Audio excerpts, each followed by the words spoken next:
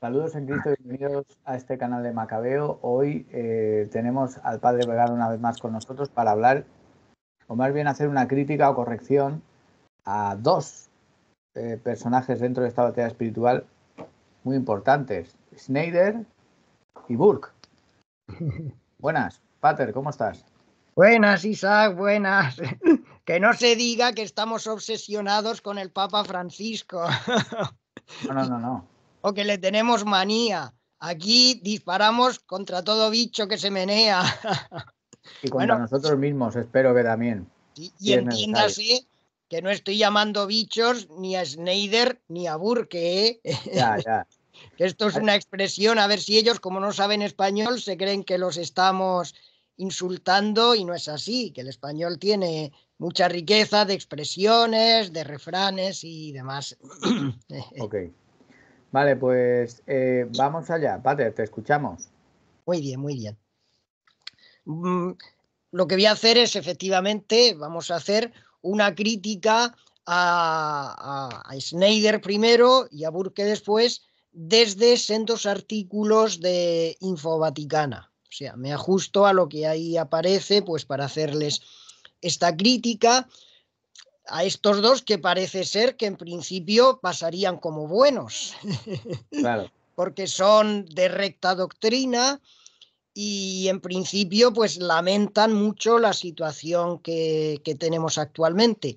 Pero claro, aquí yo no sabría si hablar de disidencia controlada, como se suele decir, o de qué, pero resulta que al final hacen un flaco favor a la verdad y a la doctrina, aunque ellos sean de recta doctrina, pero claro, lo que terminan haciendo es justificar la situación actual, que es lo que además hicieron en esos artículos. En las palabras que traen esos artículos se contiene una justificación de esta situación para que permanezcamos de manera pasiva, para que, en fin, estemos aquí a lo que caiga, como si oyéramos llover y nada más. Entonces, eso es lo que quiero criticar aquí, pues en lo que te voy a ir diciendo. Venga, vamos allá. Voy a empezar, como siempre, leyendo las palabras que en los artículos referidos traen ellos dos. Primero Snyder y luego Burke. Snyder subraya que el principio de legalidad aplicado estrictamente no debe prevalecer sobre el bien supremo de la Iglesia. Parece que esto en principio está muy bien. Un principio de legalidad, un legalismo que suele tener siempre tan mala prensa, pues contra algo tan importante como el bien supremo de la Iglesia, que es la salvación de las almas.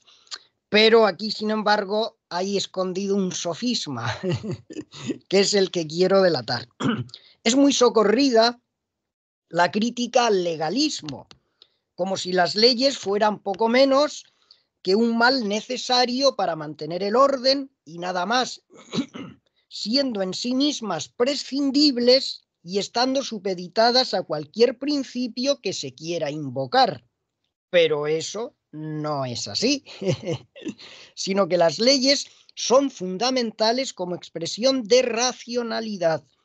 Y Dios mismo es plenamente racional, es logos. Así comienza el cuarto evangelio, el del águila de Patmos.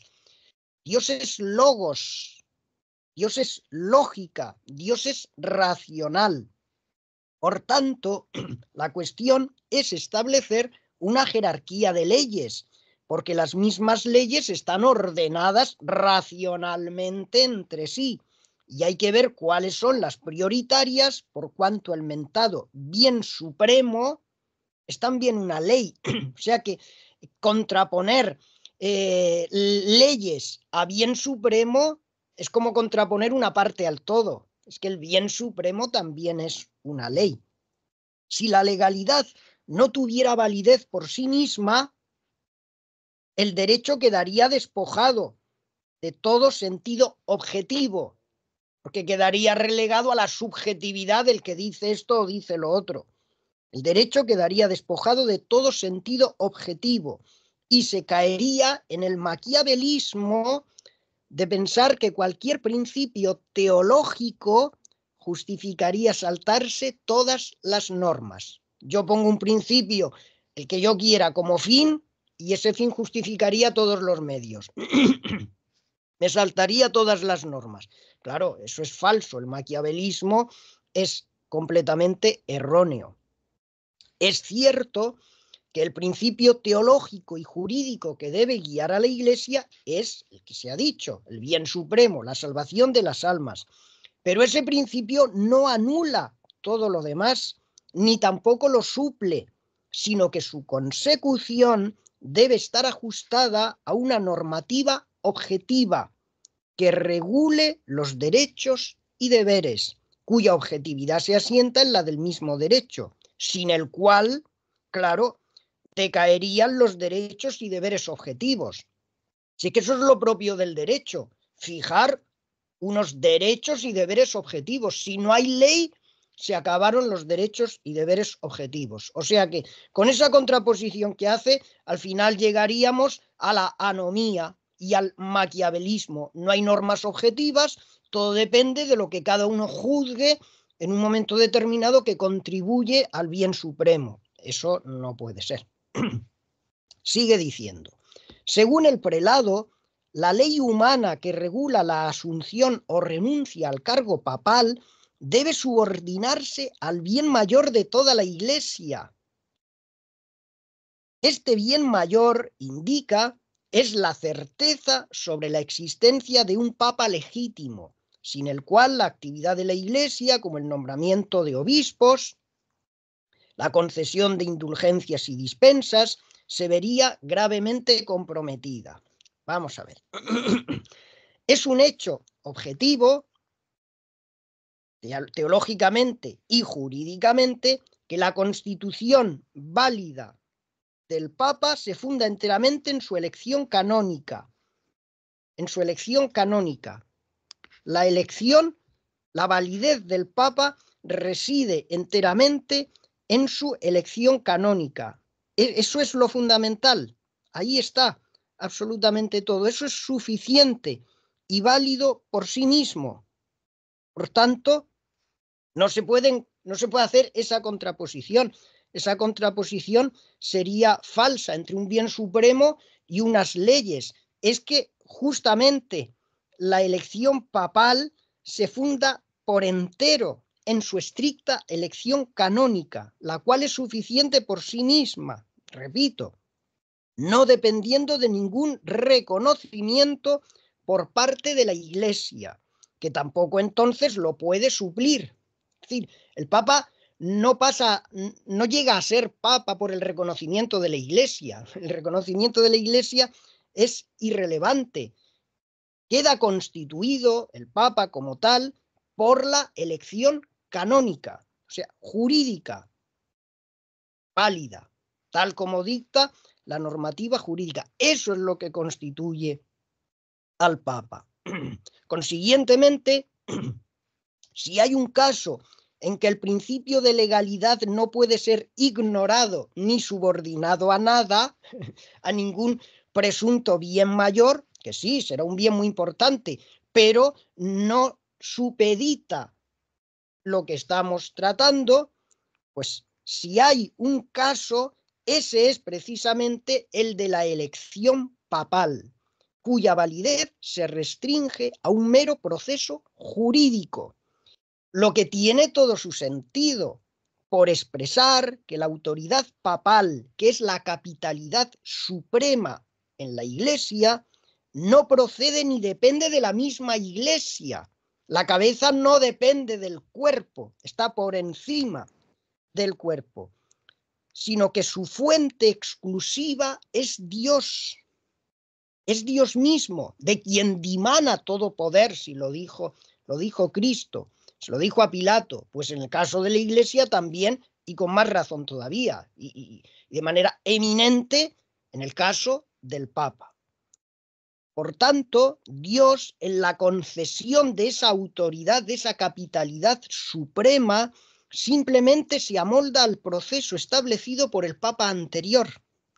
Cada papa fija cómo tiene que ser la elección del papa posterior. Pues Dios se amolda a eso, se ajusta a eso. Del mismo modo que en la producción de los sacramentos se ajusta a la realización de la formalidad sacramental. El sacerdote será mejor o peor, pero si realiza el sacramento como debe realizarlo, Dios se amolda a eso, se ajusta y el sacramento es válido. Pues en el caso de la elección papal, otro tanto. El papa elegido será mejor o peor. Por eso lo que tantos dicen que el papa es el candidato del Espíritu Santo, que ha sido elegido por el Espíritu Santo, eso es una chorrada. Total. Total, Lo una cosa es dijo, que entre en la providencia de Dios, pero si algunos de los que completan esa lista se pueden considerar candidatos del Espíritu Santo, pues habrá que claro, eso lo dijo recomendarle. lo dijo Sí, sí, Benedicto XVI. claro, Tenía habrá una que clase. recomendarle al Espíritu Santo que vaya a Santa Lucía que le arregle la vista, porque la vista que ha tenido con algunos es que no son los que salen, no son los candidatos del Espíritu Santo, son simplemente los que han sido elegidos en ese proceso y ya está. Mejores o peores. ¿Y qué los hace válidos? El cumplimiento estricto de ese proceso. Tenemos papas que se pueden considerar muy malos, vamos, el que se lleva la palma por la leyenda negra tan consabida, ese es nuestro Alejandro VI. Pero nadie puede dudar de su validez. Y tampoco fue tan malo, en fin, para no entrar en Ya. mayores temas, pero su validez es incuestionable porque se cumplió el proceso jurídico. Pues eso es lo que constituye al Papa como válido. Y Dios se amolda a eso. No hay que darle más vueltas, ni mayores principios, ni mayores consideraciones. Es así, la elección papal fue jurídica, se cumplió estrictamente, pues ese papa es válido. Y si no es jurídica, aunque sea el más santo de los santos, pues no es verdadero papa. Depende, por tanto, la validez de manera exclusiva del cumplimiento de la normatividad jurídica, o sea, de la elección canónica. Incluso podríamos llegar a hablar aquí de un cierto ex opere operato, porque igual que se habla de un ex opere operato en la confección de los sacramentos, pues la validez de los sacramentos depende exclusivamente del cumplimiento de la formalidad establecida por la Iglesia, también habrá que decir que hay como un ex opere operato en la elección papal, cuya validez depende de la estricta formalidad jurídica, sin que ninguna otra circunstancia sea relevante al caso. Por eso, meter aquí otras consideraciones no tiene sentido. Justo este es el caso donde mayormente se aplica la suficiencia jurídica, el caso de la validez papal, el caso de la elección papal. Ahora bien, hay que reconocer que aunque sea dogmática la figura del Papa en sí, el Papa es la figura central de la doctrina católica, el dogma fundamental. Por eso, en fin, se puede considerar que el Concilio Vaticano I es un hito, es que es el núcleo, el meollo de la doctrina católica.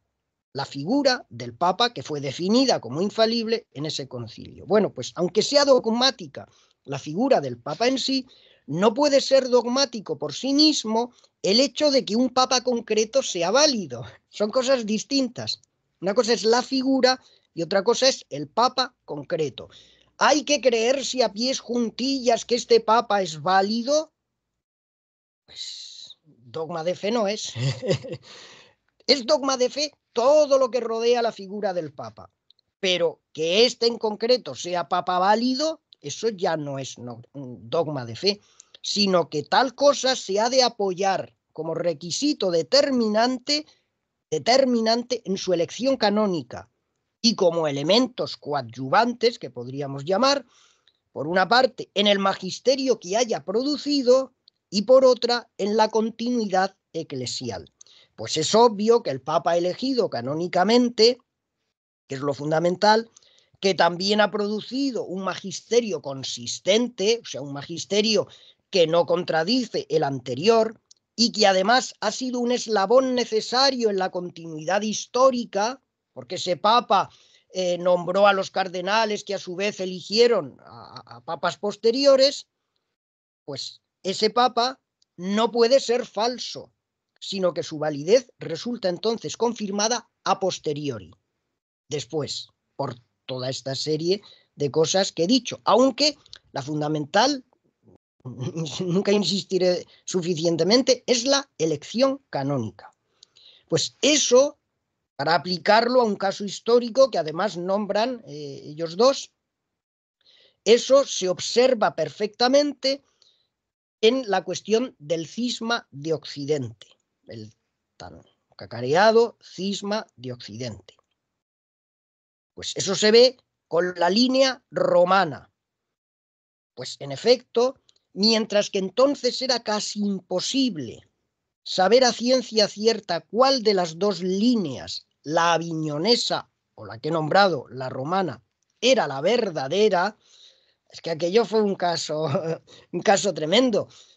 Hubo santos por las dos partes, por la parte romana, por la parte aviñonesa, en fin, a nuestro querido San Vicente Ferrer lo encontramos apoyando a muerte al Papa Luna.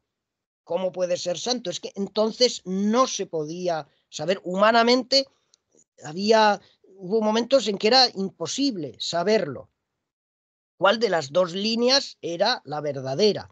Hoy, sin embargo, podemos estar seguros de la validez de la elección de Urbano VI, el primero de la última línea, la romana, porque además el último de esa línea, Gregorio XII, pactó su propia renuncia con el Concilio de Constanza, a cambio de que éste se dejara convocar por él para cumplir la normativa que subordina el concilio al Papa. O sea, esto fue una cosa que, viéndolo, claro, retrospectivamente, uno dice, ¿y cómo pudo solucionarse así? Pues alguno dirá, por intervención divina. No fue necesario, no fue una intervención extraordinaria. Dios no tuvo que hacer nada extraordinario, en principio, para que eso se solucionara. Pero las cosas encajaron de tal modo que uno dice, eso no pudo solucionarse humanamente si no hubiera sido por la intervención divina. ¿Cómo es posible que al final se pusieran de acuerdo ese último papa de la línea romana, Gregorio XII, con un concilio que había sido convocado por el emperador, por un antipapa? O sea, lo que parecía imposible al final ocurrió, y ocurrió de una manera que todo encajó jurídicamente, todo encajó a la perfección. El concilio se dejó convocar por ese papa, el papa lo convocó y justo después renunció válidamente. Bueno, pues ahí se puede ver cómo el reconocimiento de la Iglesia fue completamente irrelevante. Cuando además ese concilio, y de ahí brotó la corriente conciliarista, que pensaba que el concilio estaba por encima del papa, pues ese concilio tenía esas ideas. Se convocó al principio con esas ideas conciliaristas. Bueno, pues la cosa se arregló de manera contraria a esas ideas que tenía el concilio. Todo, por tanto, dependió de un proceso jurídico suficiente por sí mismo. La convocación primero del concilio por Gregorio XII y la posterior renuncia de este. O sea que, apelando a ese caso histórico, pues ahí tenemos el ejemplo eximio, el mejor ejemplo para entender esto.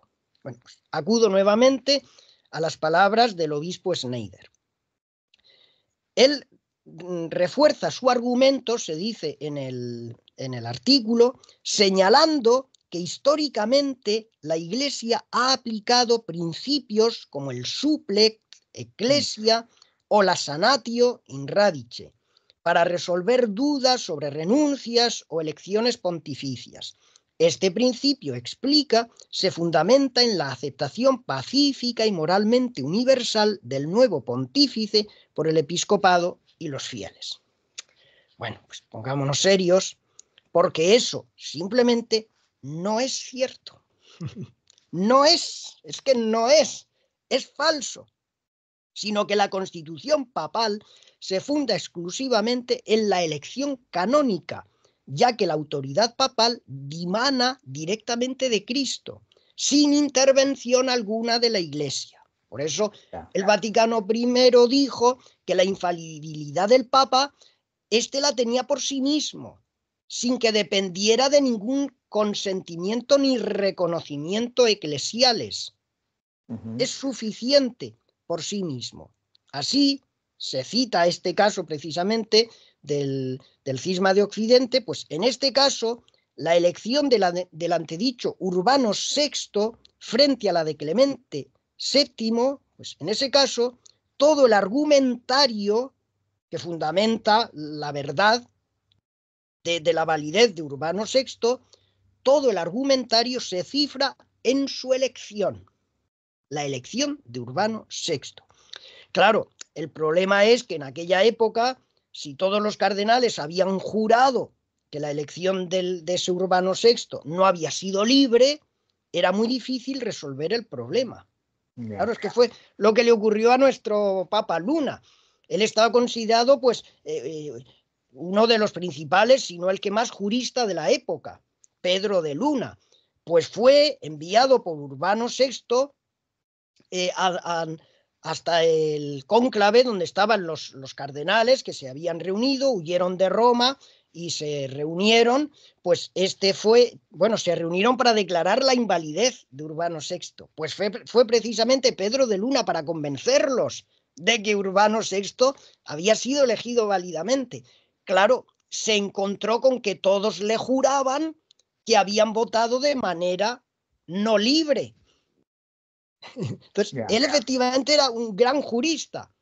Por eso sabía que jurídicamente, si te decían que habían votado presionados, sin libertad, la votación era inválida. Entonces, él se pasó al bando de ellos. O sea, fue enviado para que los convenciera y ocurrió al revés, lo convencieron a él. Claro, lo que luego sí se pudo saber, esto ya se ha podido verificar perfectamente de manera histórica, es que en realidad esos cardenales que le juraron a nuestro Pedro de Luna, pues habían perjurado por despecho hacia un papa que los despreciaba y los maltrataba, y al que por eso llamaban Turbano VI, en vez de Urbano VI, Turbano VI. Parece ser que al buen o mal hombre, Dios sabrá, se le fue la cabeza, se le subió el aire, el humo a la cabeza, y bueno, se volvió suspicaz, desconfiado, que se ponía hasta a torturar a los cardenales. Entonces salieron todos despavoridos. Esa fue la desgracia. Y claro, como es verdad que en esa elección hubo incidentes, pues achacaron a esos incidentes la presión de la elección y de ahí vino todo. Pero hoy históricamente y de manera desapasionada totalmente se examinan los hechos y se ve que no hubo, que sí hubo presiones, pero no fueron determinantes. O sea, tuvieron libertad para la elección. Por lo tanto, ahí está todo, ahí radica todo, en la elección. No en que estos reconocieron, aquellos reconocieron, la elección en sí misma. Sigue diciendo este prelado. Y señalando, hablando del problema de absolutizar la legalidad en detrimento del bien común. O sea, volvemos a lo anterior, esa contraposición entre el legalismo y un bien supremo, un bien común. Bueno, pues o la legalidad tiene valor o no lo tiene, no hay más que hablar. O las leyes en sí mismas tienen valor, o el derecho tiene un valor objetivo, o no lo tiene. Y si lo tiene por sí mismo, ese valor, como ocurre en la Iglesia católica, a diferencia, por ejemplo, de muchas iglesias protestantes, donde prácticamente no hay derecho, la gracia, dicen ellos, suple el derecho. Estamos ante sistemas puramente neumatológicos, el espíritu actúa con total libertad, dicen ellos, entonces no hay derecho. Bueno, pues eso en la Iglesia católica no se cumple. Aquí se reconoce la validez objetiva del derecho. Por tanto, dentro de la Iglesia Católica, no se pueden supeditar los principios constitutivos del derecho, como sería el de la elección canónica papal, a ningún bien teóricamente superior.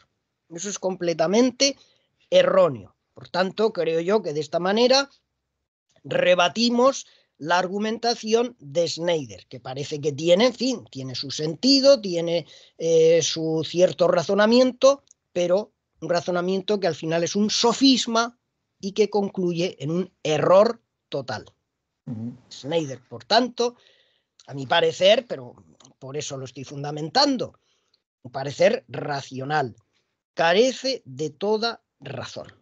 Bueno, pues, él decía algo así como que la ley de la Iglesia era como diciendo, bueno, aunque sepamos incluso que no es papa, lo aceptamos porque todo el mundo lo ha aceptado y eso es mejor, eso lo hace papa.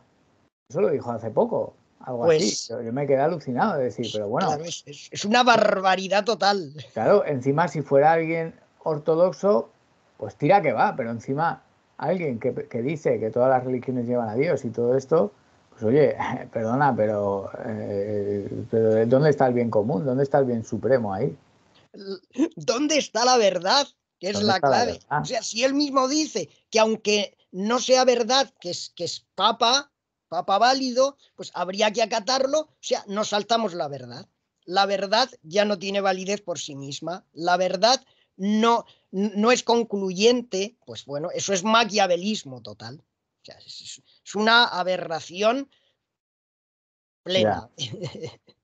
Creo, por tanto, que, en fin, no tiene sentido ninguno, es un razonamiento completamente erróneo y había que decirlo. Hay que Claro. decirlo porque mucha gente se puede sentir confundida. Porque, claro, ¿qué ocurre? Por eso antes he dicho así un poco en tono de sorna lo de la disidencia controlada. Pero es verdad. Podríamos decir que la función de estos que parecen tener buena doctrina, apoyando la destrucción doctrinal, al final es complicidad necesaria. Sí, pero yo, la verdad es que en ese caso tampoco lo veo como algo muy conspiranoico y tal. Creo que es una disidencia controlada porque él mismo lo está diciendo públicamente con ese principio, ¿no? Sí, Es decir, sí, sabemos que no es papa, pero vamos a hacer como si fuera porque todo el mundo lo ha aceptado y eso lo hace papa y es mejor eso que un cisma. Entonces, él mismo en público te está diciendo, soy disidencia controlada. No me da por pensar que sea una conspiración y le hayan dicho en un despacho secreto, oye, tú no, vas a hacer esto, tú eso, haces en de eso estoy poli. de acuerdo. Bueno, no, creo que es algo más como que Sí, él está pues, confundido, ¿no? No sé. sí, yo no lo achaco a mala fe. Yo esto no lo achaco a mala fe por su parte, sino simplemente que el que tiene boca se equivoca, como yo me puedo Sí, estar equivocando, pero se me tiene que rebatir. Entonces yo ya. lo que estoy haciendo eh, desde mi derecho racional Ujú. es rebatir su argumentación. Vale, Claro, por eso digo disidencia controlada en cierto sentido, no ya, porque haya pactado, no porque ya, ya, esté, ya, ya. bueno, porque esté siendo utilizado, está siendo utilizado o puede estar siendo utilizado en el sentido de que esta es precisamente la coartada que necesitan los que están destruyendo la fe, Sí, sí. que haya Pero luego, alguien que mantenga al grueso del rebaño en el redil. Porque desde claro, luego, si la gente abre los ojos y se da cuenta de que se están cargando la doctrina, pues aquí se monta la de San Quintín. ¿Cómo se impide eso? Pues se coge a ciertas personalidades, que no digo que lo hagan, que ellos se presten, pero bueno, de hecho, la cosa está funcionando así. Estas personalidades, el cardenal Burke, con el que ahora voy a entrar, el obispo Schneider, y ellos, pues con esas argumentaciones que sacan, pues mantienen al ganado tranquilito, calladito, sí, algo así. aborregadito. Eso es, eso es. Por eso yo pienso que esas argumentaciones son radicalmente falsas y que no se puede engañar a la gente. Vale, Ahora, vamos a a por por el Burke. siguiente. Bueno, pues se comienza diciendo en el artículo, el cardenal Raymond Burke no dejó pasar la oportunidad de incidir en que en el tiempo más turbulento que estamos viviendo en la Iglesia, nuestra única esperanza está en el Sagrado Corazón de Jesús y en el Inmaculado Corazón de María. Eso es cierto. Se apela enseguida pues, a los fervorines que consiguen pues, que la gente se tranquilice. Esto es como un sedante, se seda a la gente. Eso es cierto, hay que confiar por encima de todo y voy a terminar con ese mismo llamamiento a la confianza plena en Dios. Ahora bien, la confianza en Dios no nos debe llevar a permanecer pasivos. A Dios rogando y con el mazo dando. No podemos estar esperando a que Dios nos saque las castañas. Sí, en el cisma de Occidente las sacó, pero la gente se movía. O sea, cuando se ven burradas que van contra la doctrina, hay que moverse. En el caso, en fin, tantas veces repetido, de Juan 22, sacó una aberración doctrinal y se levantó todo el mundo. Entonces se tuvo que retratar, aunque simplemente fuera por la conveniencia. Hay que levantarse, hay que hablar y hay que decir. No nos podemos quedar pasivos, sino que, como decía San Pablo, la caridad de Cristo nos debe urgir. Y no hay mayor caridad que la de defender la doctrina, porque es que nuestra doctrina no es un simple sistema ideal, ahora voy a entrar en ese punto, sino que es la doctrina que nos salva. Hay que defenderla por encima de todo porque de esa defensa, de esa doctrina, depende la salvación. Si se deforma la doctrina, si se destruye, se acabó la salvación. Entonces, ¿qué caridad? ¿Qué caridad queda? Claro. Bueno, pues sigo leyendo las palabras del cardenal. La confusión, el error y la división que se multiplican diariamente en la Iglesia nos hacen temer sentirnos abandonados y traicionados. Y esto nos lleva a enfadarnos, nos puede llevar e incluso a considerar abandonar a Cristo en la cruz. O sea, es que está entrando en un terreno subidito, está intentando mover corazones. Lamentablemente, sigue diciendo, en la Iglesia de hoy se habla cada vez más de cisma, de una división radical en la Iglesia, como resultado inevitable de la confusión y la división indisciplinadas.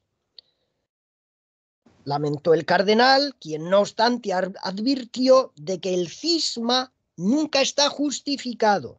El cisma nunca es la voluntad de Dios para nosotros. Nunca estamos justificados para abandonar a Cristo en su iglesia. Claro, ante esto hay que poner pie en pared y aclarar algunas cositas, porque esto es gordo de verdad. O sea, precisamente a los que nos quejamos, a los que hablamos, a los que decimos y por tanto somos sancionados, encima ahora nos llaman cismáticos y nos ponen como los malos de la película. Bueno, vamos a ver, hay que aclarar algunas cositas. En primer lugar, hay obligación de defender la fe, de denunciar la herejía y de separarse de quien promueve la herejía. Como dice... Sí, dime. No, que hay obligación, que no es que yo sí voy a... No. Pero yo me callo, pero yo tal. Sí, pues. Callarse es un pecado de omisión. Se está omitiendo el auxilio necesario, se está omitiendo el deber. Lo dice San Juan, si alguno viene a vosotros y no es portador de esta doctrina, no lo recibáis ni lo saludéis, pues el que lo saluda comparte sus malas obras. Segunda de Juan 10:11. O sea, este cardenal acude a argumentos que parecen gordos, que parecen tremebundos. Bueno, pues más tremebunda es la palabra de Dios, que lo dice con toda claridad.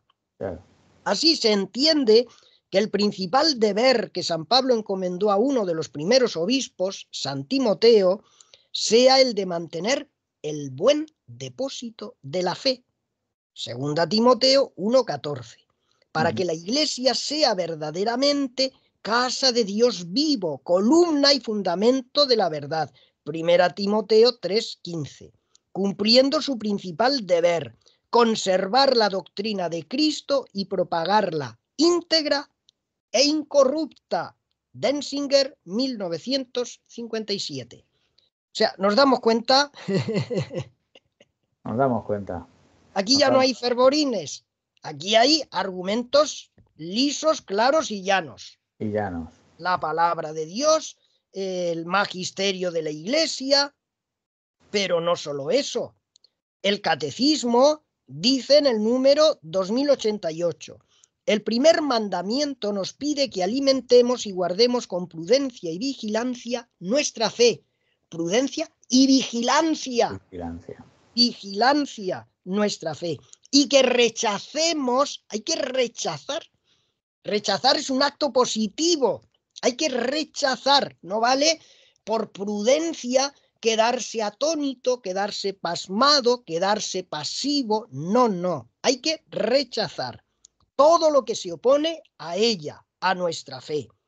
Y ahora viene el código.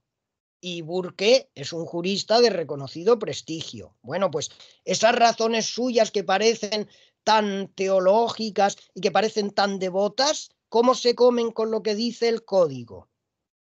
Que recuerda esto en el canon 750. Todos están obligados a evitar, pero no de manera solo pasiva, sino también activa, a evitar cualquier doctrina contraria. Hay que oponerse. Y el canon 752. Los fieles cuiden de evitar todo lo que no sea congruente con la misma, refiriéndose obviamente a la doctrina. Entonces, ¿qué hacemos con el código? El código de derecho canónico, habrá que hacerle caso, digo yo, porque además el canon 760 dice: ha de proponerse íntegra y fielmente el misterio de Cristo en el ministerio de la palabra, que se debe fundar en la Sagrada Escritura, en la tradición y en la liturgia, en el magisterio y en la vida de la Iglesia. ¿Se puede ser más claro? De ahí que en Denzinger, 1105, condenándose la tesis contraria, que dice: aunque te conste evidentemente que Pedro es hereje, no estás obligado a denunciarlo en caso de que no puedas probarlo, se ordene, sin embargo, la denuncia del hereje. Condenando esa frase, si no lo puedes probar, aunque te conste, no tienes por qué denunciar, pues rechazando esa tesis, se aprueba la contraria. Hay que denunciar. Necesariamente hay que denunciar. Separarse, por tanto, de quien a su vez se ha separado de la fe no es cisma, sino que el cisma lo ha provocado precisamente quien se ha separado de la fe. Ahora bien, ¿acaso la comunión en la fe está por encima de la comunión jerárquica? De esto he dicho que trataría antes. ¿Acaso la comunión con la doctrina está por encima de la comunión con la institución jerárquica? O sea, nos vemos ahora aquí en una nueva contraposición entre la doctrina y la jerarquía o la institución.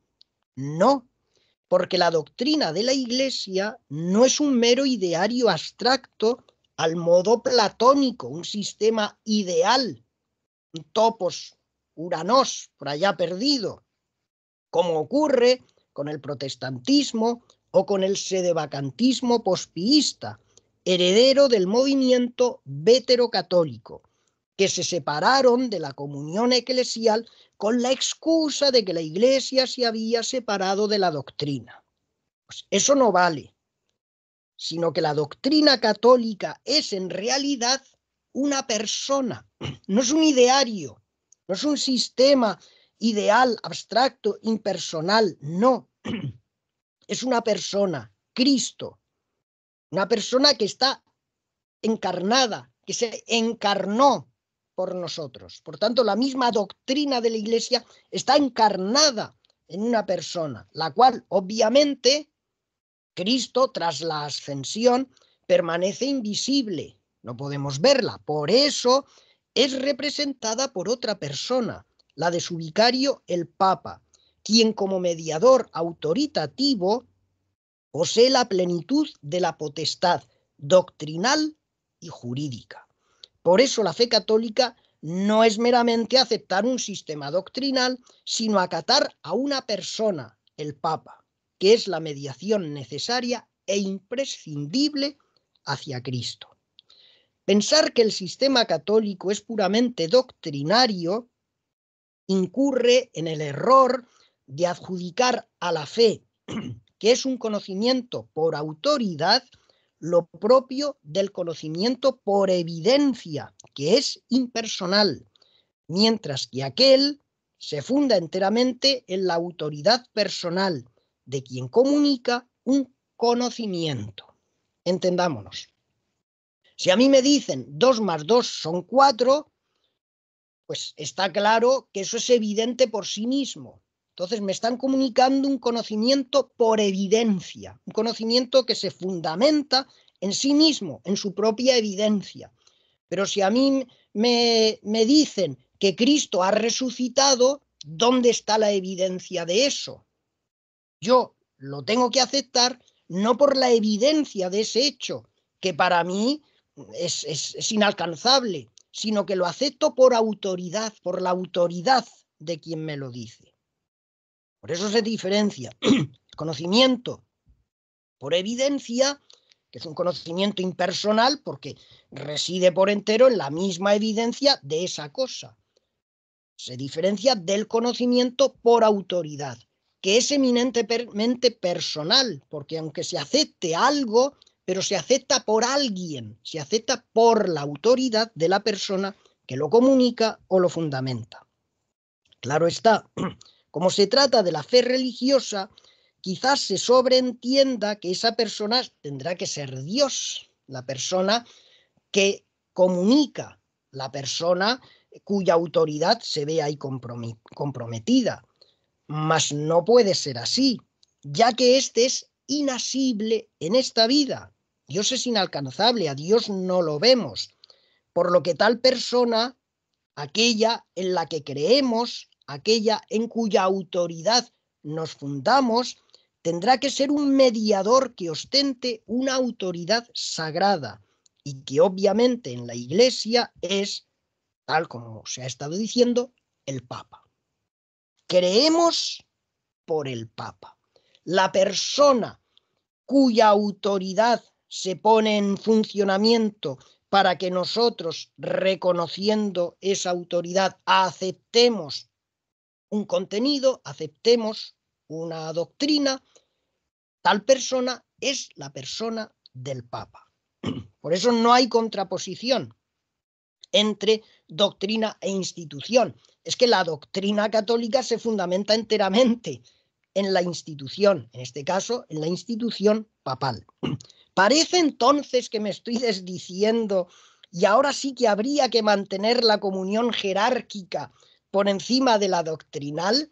Claro, es que estos son puntos muy sutiles y hay que analizarlos y verlos con detenimiento y con claridad. Por tanto, hay que estar con el Papa, pase lo que pase y diga lo que diga. Bueno, pues hay que decir claramente que no por esta razón. Aquí está la cuestión, ya que la doctrina católica, que tiene como quicio la persona del Papa, no puede, por otro lado, caer en la inconsistencia lógica de presentar un contenido contradictorio, sino que la clave reside en el equilibrio exacto entre estos dos componentes del sistema católico, el doctrinal y el jerárquico o institucional, que no son opuestos, entre sí, no se oponen.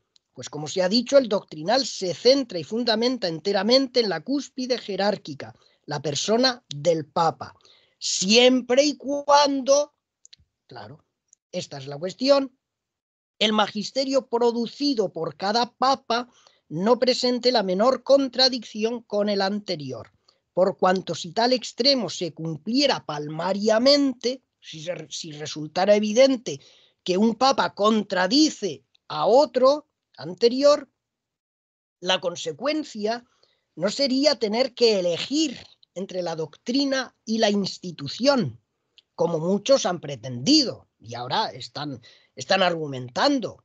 Schneider, Burke están diciendo eso.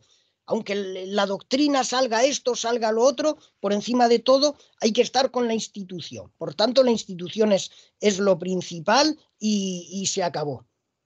No, pues esa pretensión es falsa.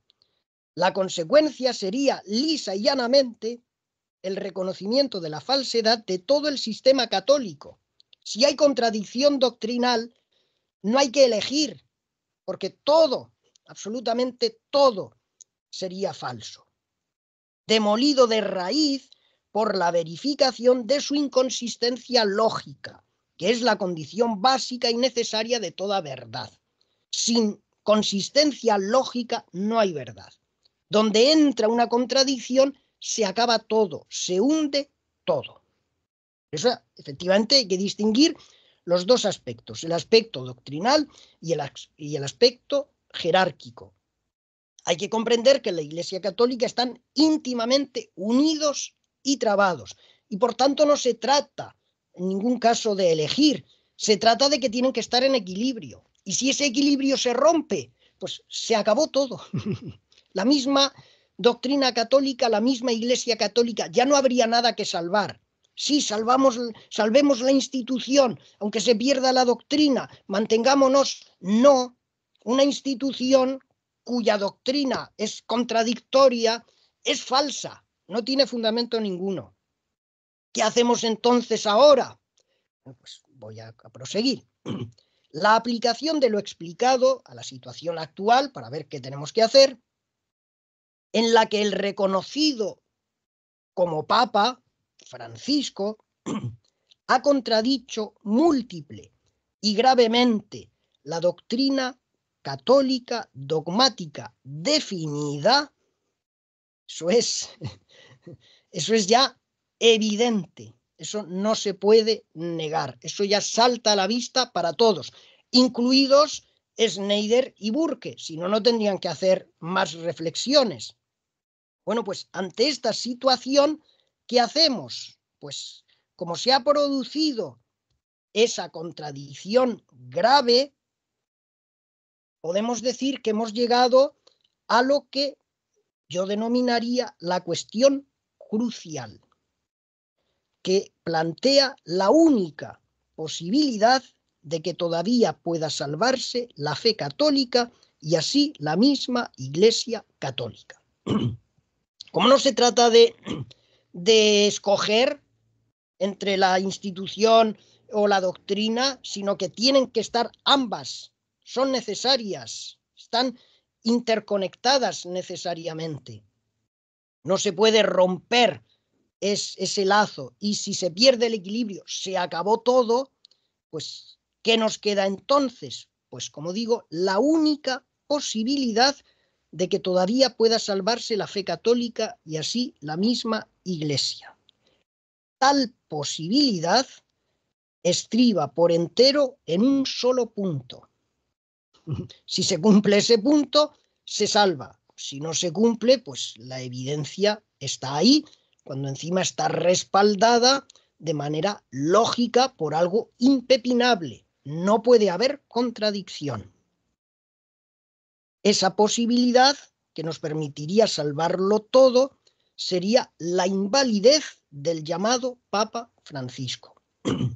Y esa invalidez la fundamento, como explico en el manifiesto que ya publiqué, en la renuncia de Benedicto. O sea, no dependería de Francisco, sino que al final eso dependería de Benedicto, quien aplazando el cumplimiento de la renuncia, la dichosa renuncia, en fin, a la que tantas vueltas se le ha dado y que todos conocemos, pues aplazando su cumplimiento, incumplió el canon 189, parágrafo 3, que manda que el efecto de la renuncia sea inmediato a la declaración de la misma. Aquí tenemos, una vez más, la demostración de la importancia del derecho.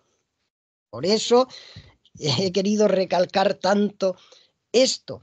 En el caso de la Constitución papal, lo único determinante es el derecho, es la cuestión jurídica, la canonicidad de su elección. Y aquí tendríamos ya una aplicación clarísima. Precisamente el Papa Francisco no sería verdadero Papa, no sería válido por una cuestión jurídica.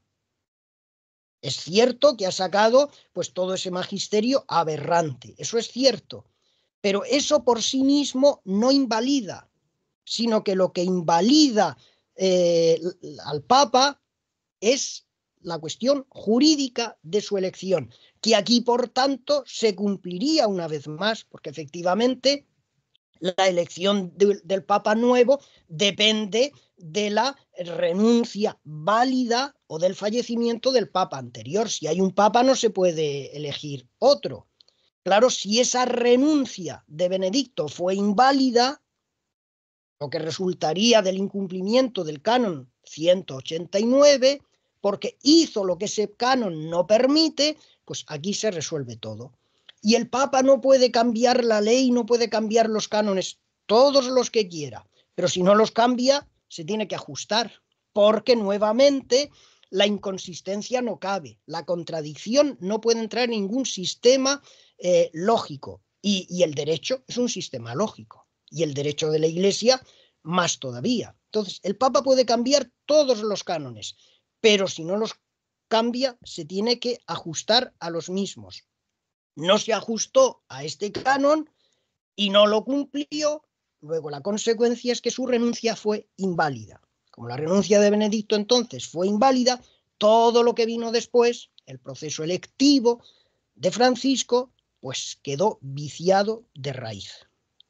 Aquí tenemos una vez más la demostración de la importancia del derecho, que es justamente, nunca mejor dicho lo de justamente, el que nos permite salir del atolladero actual. Consiguientemente, si el Papa Francisco, por una parte, está produciendo un magisterio que ya no solo es herético, sino incluso apóstata, porque es que está negando los fundamentos mismos de la fe, pues si por una parte está sacando ese magisterio y por otra él mismo es inválido jurídicamente, resulta evidente que llamar cisma a la ruptura de la comunión con su persona, que técnicamente, si no es papa verdadero, si no es papa válido, técnicamente es un antipapa, pues llamar cisma a la ruptura con un antipapa no solo no tiene ningún sentido, sino que incluso resulta obligado. Hay que actuar activamente, hay que romper, hay que denunciar esa herejía y hay que romper con la misma. Resulta obligado para mantener la comunión con el magisterio definido por todos los papas que indudablemente han sido válidos. ¿Se puede dudar de la validez de los papas anteriores? No. ¿Se puede dudar de la validez de la doctrina que han establecido los papas anteriores? No. ¿Qué hacemos entonces ahora si vemos a uno que parece papa y está negando todo lo anterior? Pues investigar y ver si es válido o no. Si es válido, se acabó todo. Porque si es válido jurídicamente, su contradicción sería válida doctrinalmente y entonces nos hemos quedado sin nada. Hemos metido en el sistema la contradicción y el sistema se nos hunde lógicamente. Pero si es inválido, entonces se salva el sistema, porque su doctrina no tendría validez magisterial. Eso es lo que yo defiendo y encima como la única manera de salvar la doctrina de la Iglesia, teniendo en cuenta que el Papa Francisco la ha negado, si es que ha sacado magisterialmente cosas que son diametralmente opuestas a los fundamentos de la doctrina católica. Nos tenemos entonces que callar, nos tenemos entonces que quedar esperando, que quedar aguardando. Pues no, porque Dios espera que cada uno cumpla con su obligación. Y como la obligación está muy clara, ante la herejía, ante la aberración, ante la destrucción de la doctrina, hay que actuar, hay que denunciar, hay que protestar, hay que defender esa doctrina, pues eso es lo que tenemos que hacer como un imperativo de conciencia. Sigue diciendo el artículo.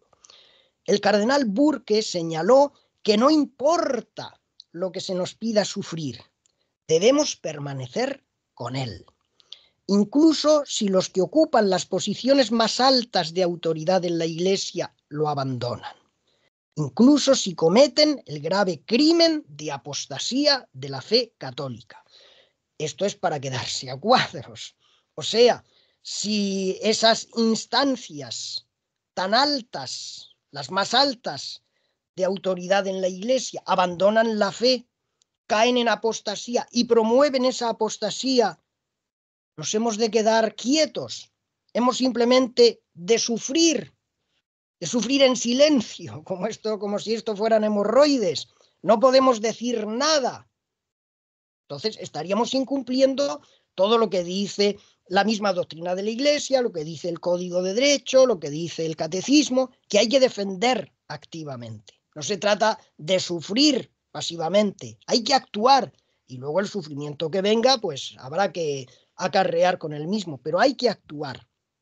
Porque claro, con esto que dice el cardenal Burke, pues podemos ver que lo que hace es apuntar, mejor dicho, disparar sin apuntar.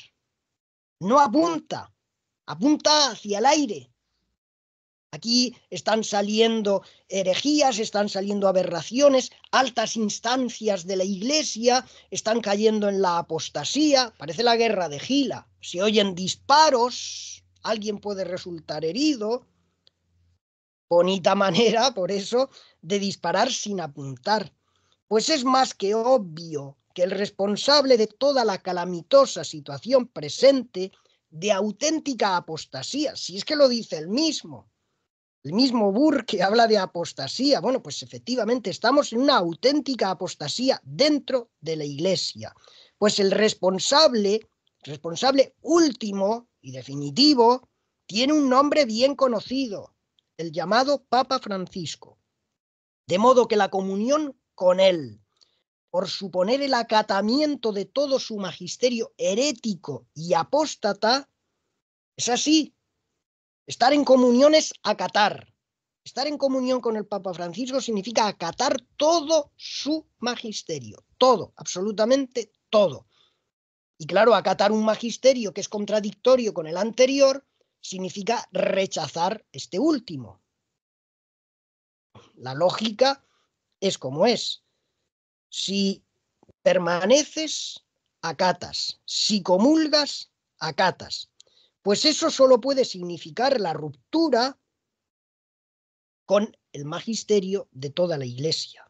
Y en definitiva, con aquella persona que así es desfigurada y negada desde su configuración como cabeza de la Iglesia, Cristo. O sea, tenemos el caso de uno que pasa como vicario de Cristo y que en realidad lo que está haciendo es desfigurar a Cristo, negar a Cristo. ¿Y tenemos que permanecer con los brazos cruzados? La disyuntiva ha de ser planteada ya sin ningún ambaje. No caben medias tintas. No se puede nadar y guardar la ropa, lo de las expresiones con las que hemos empezado. Hay que elegir entre Cristo y el llamado Papa Francisco, pues ambos son radicalmente incompatibles, hasta el punto de que acatar a al Papa Francisco, conlleva la ruptura inevitable con aquel, con Cristo, lo que obliga a dejarnos de componendas y a tomar apremiantemente bando. ¿Dónde nos queremos situar? En la pasión de Cristo no se podía permanecer indiferente, había que colocarse, había que definirse. Que se suele decir, el que se mueve no sale en la foto. Bueno, pues hay que moverse, aunque no salgamos en la foto de este mundo, aunque nos borren, aunque nos quiten, hay que definirse, hay que moverse, hay que colocarse. ¿Dónde queremos estar nosotros? Porque efectivamente es que ahora estamos en la pasión de la Iglesia. No pudimos estar en la pasión de Cristo, pero estamos en la pasión de la Iglesia, que al fin y al cabo es más importante todavía para el mismo Cristo, pues si pasó aquella pasión fue para redimir a la Iglesia. Burke aprovechó para pedir a la Virgen de Guadalupe que interceda por la Iglesia y todos sus miembros, para que seamos protegidos de los ataques desde dentro del cuerpo y para que la sana doctrina y la recta disciplina sean restauradas en la Iglesia para la salvación de innumerables almas. Por tu boca te condeno, podríamos decir, por la boca cae el pez. ¿Cabe mayor confesión de la situación límite actual que la que supone hablar de la necesidad de una restauración de la sana doctrina y de la recta disciplina? Ha sido él mismo quien ha hablado de restaurar la sana doctrina y la recta disciplina. Pues bien, se restaura lo que ha quedado arruinado y deformado. Por tanto, se reconoce que la doctrina católica ha quedado arruinada y deformada. Pero ¿cabe acaso la posibilidad de que la doctrina católica tenga que ser restaurada o reformada? Estaríamos entonces dándoles la razón a los protestantes. Claro, eso es lo que ellos decían. Esa es su premisa básica. La Iglesia se ha corrompido, la doctrina se ha corrompido, hay que reformarla. Por eso ellos hablaban de una reforma y ya se ha pasado a reconocer como la reforma protestante, cuando en realidad ese nombre está muy mal puesto. Claro, luego se habla de una contrarreforma católica. Nociones muy confusas. Ni hubo reforma protestante ni propiamente hubo contrarreforma católica. Lo que hubo fue ruptura protestante y por parte católica reafirmación de la doctrina católica. El Concilio de Trento lo que hizo fue eso. El Concilio de Trento no rompió con todo lo anterior, lo reafirmó. Por eso no nos dejemos llevar por las nociones. El lenguaje actúa como una trampa sibilina y efectiva. Si entramos en la trampa del lenguaje, estamos perdidos. Bueno, pues Schneider y Burke nos están liando con un lenguaje que en realidad es falaz, es falso. Si él mismo habla de necesidad de restaurar, a donde hemos llegado, la doctrina católica no necesita una solución de continuidad. La doctrina católica es incólume. Lo que hay que hacer es defenderla. Y eso es lo que yo propongo, no lo que Dios nos pide. Y la misma Iglesia nos pide eso. Porque si no, les estamos dando la razón a los protestantes, a todos estos que se han separado. Claro, ellos se han separado porque decían que la doctrina se ha perdido. Schneider y Burke también reconocerían que la doctrina se está hundiendo, y para no hacer como aquellos que se fueron, nosotros nos tendríamos que quedar aunque nos caigan los cascotes encima. No, mire usted, eso no puede ser. Hay que defender la doctrina. Porque la doctrina católica se tiene a sí misma por indefectible, lo que ya solo es posible de mantener, solamente se puede mantener así si se reconoce no tanto el carácter rupturista del magisterio del llamado Papa Francisco, que salta a la vista, eso ya es evidente, eso nadie lo niega, ellos mismos lo reconocen, salta a la vista de tan evidente, cuanto, o sea, lo que hay que reconocer es la invalidez de su aciago pontificado. Así se salva la doctrina católica, reconociendo que ese pontificado es falso y por tanto también lo es ese magisterio. Y ante la falsedad hay que levantarse. Ante la falsedad hay que protestar, hay que denunciar, hay que decir las cosas claras. Estamos por todo ello, y ya voy concluyendo, en una situación catacumbal. Podríamos definirla así. Una situación catacumbal, pero mucho peor que la de los primeros siglos ante el Imperio Romano. Pues ahora el enemigo ya no está fuera, por muy formidable que aquel fuera, el emperador todopoderoso, no, sino que lo tenemos dentro y arriba, en la cúspide. Por eso estamos en la gran prueba de la Iglesia de la que habla el Catecismo, en los numerales 675 a 677. Ahí lo describe magníficamente. Por eso no entiendo cómo ya se puede permanecer ciegos se puede permanecer sin ver, si es que se detalla ahí, se dice todo. Estamos en la gran prueba de la Iglesia y en la gran apostasía anunciada por el apóstol en 2 Tesalonicenses 2:3. Efectivamente, la singularidad del presente momento solo se capta a cabalidad desde la consideración apocalíptica. Si no, se nos pierde esto. ¿Cómo se puede entender algo que jamás había ocurrido en la Iglesia? Ni siquiera el cisma de Occidente es comparable. Sí, como ejemplo, para algún punto, como el de la elección canónica y todo eso, nos sirve, pero nada más. Porque en aquel tiempo ninguna de las líneas empezó a sacar herejías. La línea aviñonesa era tan ortodoxa como la romana. Si nuestro Papa Luna, vamos, si fue el Papa de mayor categoría de todo aquel siglo. Ya. Una figura imponente. Aunque fuera antipapa, una figura, ya querríamos actualmente poder cambiar uno por otro.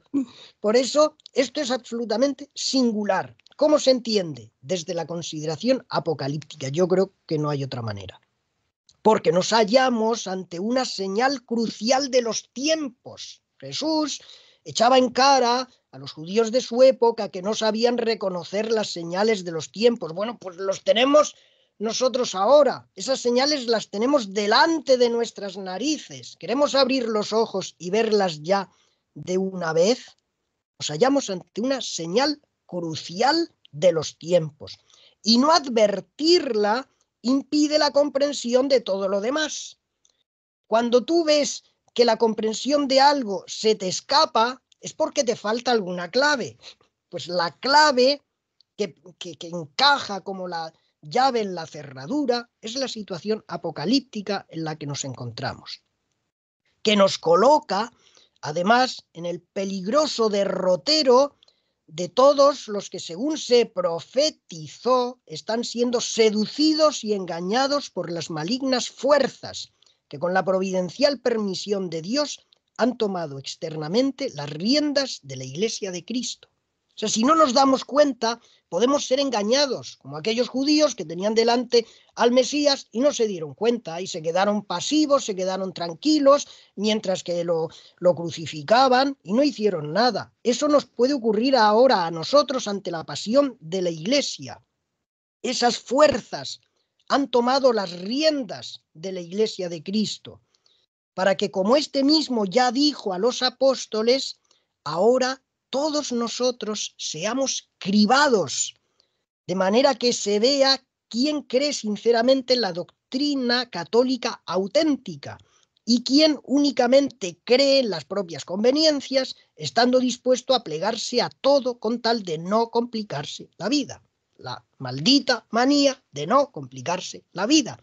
Tengamos en paz la fiesta, a mí que me dejen tranquilo, que me las den todas, pues vamos a ver. Vamos a fallar, si nos dejamos llevar por eso, vamos a fallar. La criba reside en eso. ¿Quién salta y quién acata? ¿Quién salta ante la herejía, ante la apostasía, ante la injusticia? ¿Y quién simplemente acata? Como decía Santa Teresa, ya concluyo, estamos en tiempos recios. Ahora bien, estos mucho más que los suyos, en que los enemigos, los protestantes, fueron apartados por una jerarquía que todavía cumplía. El Concilio de Trento era válido, esa jerarquía era verdadera y todos cumplieron a pesar de sus fallos y a pesar de retrasos, en fin, de todas las cuestiones y vicisitudes históricas que conocemos. Cumplieron, terminaron cumpliendo. Definieron, confirmaron la fe auténtica. Sin embargo, hay que tener muy claro que el miedo es pecado. O sea, como esta situación nuestra es tan novedosa, nunca se había planteado y precisamente los enemigos están dentro y arriba, pues la tentación más grande que tenemos, bueno, la primera es la de la pasividad. Yo querría, en fin, intentar romper un poco esa tentación para que nos movamos. Pero otra tentación quizás peor todavía, sea la del miedo. El miedo. ¿Qué hacemos aquí? Nos podemos quedar atenazados por el miedo. Bueno, pues el miedo es pecado. El miedo es pecado. Por arrancar de la desconfianza. Es que brota de la desconfianza. Tememos porque desconfiamos. ¿Qué ocurrirá? Y por conducir a la desesperación. El miedo nos lleva a la desesperación que precipita en la condenación. Por tanto, hace muy bien el cardenal Burke apelando a la Virgen María, y yo lo hago también, pero no para que nos quedemos quietos, sino para que actuemos desde nuestra posibilidad, desde nuestra obligación, desde nuestra conciencia, pero que actuemos sin miedo, con la confianza plena en Dios. Él ha sacado a la Iglesia de muchas tormentas y de esta, que es la más gorda de todas, la tormenta perfecta, también la sacará. Hemos de confiar, no sabemos cómo, pero es que a nosotros no se nos pide saberlo, porque como no lo tenemos que hacer nosotros, Dios, que es el que lo tiene que hacer, Él lo sabrá. A nosotros lo que nos pide es que actuemos según nuestra conciencia, según lo que se nos manda, y Él se encargará de lo demás. No sé, yo aquí podría poner la comparación de un hecho un poco extravagante, pero que, en fin, a mí me ayuda muchas veces. Yo he estado una vez en una corrida de rejoneadores. Una corrida de toros nunca he tenido el gusto de estar, pero sí estuve en una corrida de rejoneo. Y luego, en fin, un grupito, estuvimos hablando ahí con el rejoneador y uno le preguntó, ¿cómo puedes hacer para sacar al caballo sin que el toro lo enganche? ¿Cómo puedes hacer? ¿Cómo te las arreglas? Y él contestó con una frase lapidaria, no, yo no lo saco. Mi cometido es simplemente poner al caballo delante del toro. Una vez que lo he puesto, el caballo solo sale. Es él solo. Entonces, aquí, salvando las diferencias, en fin, esto como ejemplo lejano, pero aproximativo, lo que Dios nos pide no es que salgamos, no es que solucionemos la situación, no nos va a juzgar por eso tampoco. Él nos pide que nos coloquemos delante del toro. O sea, que cumplamos con nuestra obligación. Lo que a partir de ahí ocurra ya no es cosa nuestra, ya no corre por nuestra cuenta. Por tanto, sin miedo. Estamos en manos de Dios, pero no con los ojos cerrados. Claro. Dios nos pide la fe, no que nos tapemos los ojos. Claro. Entonces, los ojos abiertos, muy abiertos, y confiando plenamente en que Él mismo, el mismo Dios, sacará a flote la barca de la Iglesia, si es suya, no es mía, es suya, Él sabrá, Él la sacará.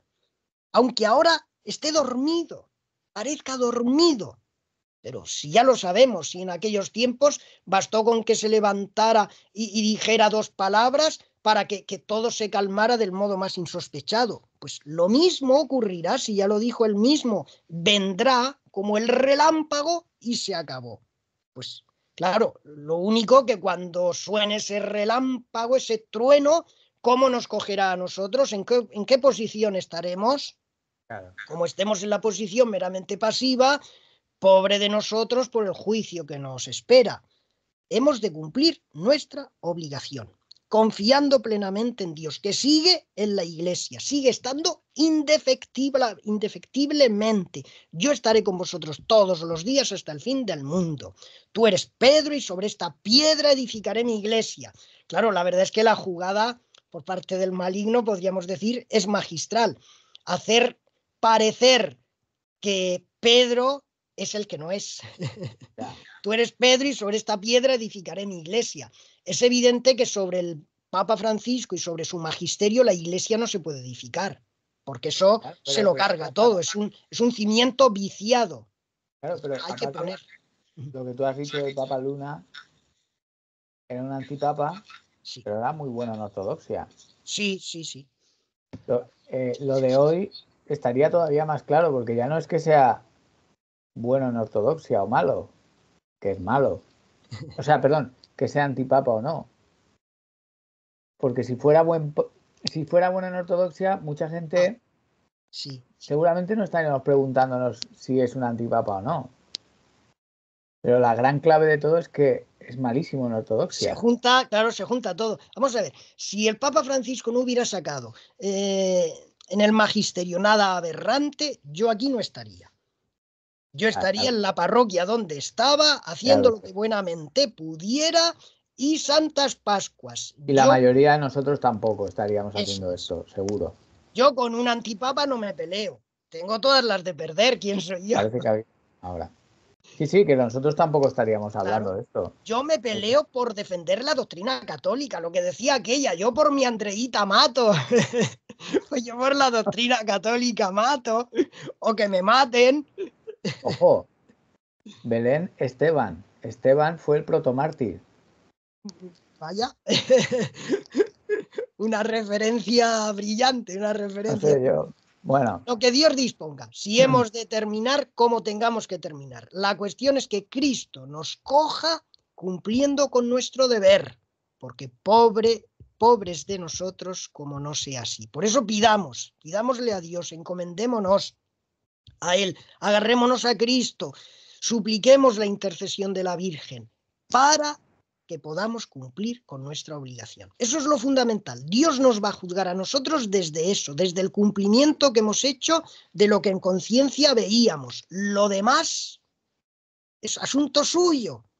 Ni nos lo tiene que decir, ni lo tiene que hacer a nuestra vista. Él hará lo suyo y nosotros seremos juzgados si hemos hecho lo nuestro o no. Así de claro. muy bien. Pues nada, Paco, hasta aquí esa corrección a Monseñor Schneider y al Cardenal Burke, que parecen completamente solidificados. O sea, es como están prestos a recurrir a esquemas, alguno decía en inglés, malabarismos, ¿no? Sí, Para sí. hacer calzar todo esto. Y a ver, de ellos lo que esperamos es valentía, pero parece que es una época donde los doctos no atinan, donde los soldados y los jefes no se envalentonan y lo tienen que hacer todos los locos, los sencillos, los Sí, tontos, sí. los humildes y los que básicamente son poca cosa. Pues fíjate, Pero, un curita de pueblo retirado porque me han retirado, así de claro, me han retirado. así Pues es. bueno, el señor sabrá. Es que, Yo, claro, no quieren ser Strickland y Burke, no quieren ser, perdón, Schneider y Neider, Burke, no quieren ser como Strickland. O sea, pues se ve que no no, yo ya quieren, no sé, no quieren que los quiten. que Y les quiten lo bailado. eso es, eso es. Pues hay que ¿Tú jugárselo crees que es todo por por un el Cristo. apego? Sí, claro, alguien como el Cardenal Burke, que si tiene unos privilegios, ¿no? Un cierto estatus, Su o prestigio el se lo prestigio, sí, no cargarían. nada material, sino el prestigio. Prestigio también hace mucho. Strickland ahora mismo, bueno, y Strickland no ha roto formalmente con el Papa Francisco, no ha dicho ni Schneider, la mitad Schneider, que decimos nosotros, pero Schneider, lo han quitado de la diócesis. pero a Schneider. No, a Strickland lo quitaron Ahora de te la está refiriendo a diócesis. Strickland, vale, vale. Claro, estoy haciendo esa comparación entre Schneider y Burke y Strickland, Ah, vale, vale, sí, sí, sí, porque a al último Strickland lo han lo han fulminado. quitado.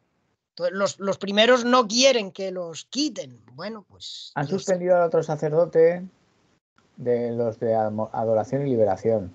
Sí, sí. Lo han, Padre Tamayo, lo han excomulgado. Sí, sí, sí, sí. No sé si Bueno, quieres yo estoy comentar. esperando, yo estoy en espera. Ya, Yo estoy en espera. ya. Hombre, gracias a Dios, al final muchos canales han tenido su curica, ¿no? Esto es como su cura, su sacerdote, porque esto es como los pueblos. Al final el Señor manda un sacerdote a cada pueblo para que cada uno tenga su sacerdote, ¿no? Y me resulta esto bastante curioso, porque al final estás tú aquí, el otro está allá, el otro en el otro canal. Me parece bastante llamativo. No sé si el Señor nos está queriendo decir, no os voy a dejar sin pastores. Porque claro, estaría mal que los seglares tuviéramos que hacer de pastores, porque es que no somos pastores, sois Ya, vosotros. pero el peligro también es la dispersión. Esto se está Ah, convirtiendo en claro, una guerra de guerrillas. claro. Eh, quitaré al pastor y se dispersarán las ovejas. Eh, Lo propio de la catolicidad es la unidad, hemos de buscar la unidad. Claro, la unidad en la ortodoxia, lógicamente, la unidad en la doctrina. Yo creo también aquí que lo que ocurre es que no hay, no sé, estamos perdidos o nos falta un poco interconexión. Pero lo que yo digo siempre es que somos víctimas.